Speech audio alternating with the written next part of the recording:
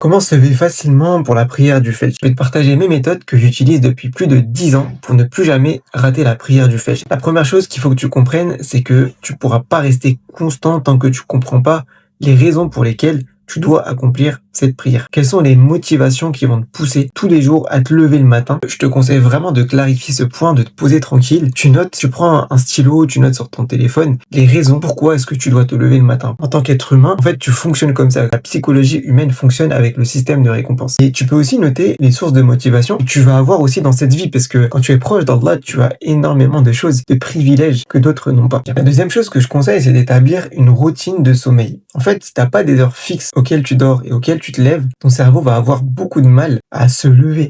Et même si tu arrives à te lever des fois, en fait, tenir sur la durée, ça va être beaucoup plus difficile parce que ton corps n'est pas habitué. L'être humain fonctionne aussi avec les habitudes. Et le fait de programmer ton corps comme ça, tous les jours, les mêmes horaires, tous les jours, les mêmes habitudes, tu dors, tu te lèves, etc., ça va habituer ton corps à avoir un automatisme qui va faire que tu vas tenir sur la durée. C'est ce qui fait qu'aujourd'hui, alhamdulillah, depuis plus de 10 ans, j'accomplis la prière du Fajr. Le troisième conseil que je peux donner, c'est de soigner ton hygiène de vie. En fait, si t'as pas une bonne hygiène de vie, que ce soit au niveau de l'alimentation, que ce soit au niveau du sport, au niveau de manière générale sur ton hygiène de vie, tu vas avoir du mal parce qu'en fait, tout est lié. Ça fait un espèce de cycle qui fait que si tu dors mal, si tu manges mal, si tu fais pas de sport, en fait, ton corps ne va pas réussir à se programmer de la bonne manière pour réussir à tenir cette prière du Fajr. Et le prophète, alayhi salatu wassalam, si tu regardes en fait son mode de vie, tu te rends compte que c'est un équilibre parfait entre tous ces éléments, entre toute l'hygiène de vie idéale, qui fait que finalement, il arrivait facilement à tenir sur cette prière du Fajr. Partage-moi dans les commentaires aujourd'hui quelles sont tes méthodes pour réussir à tenir et pour motiver les autres, Inch'Allah.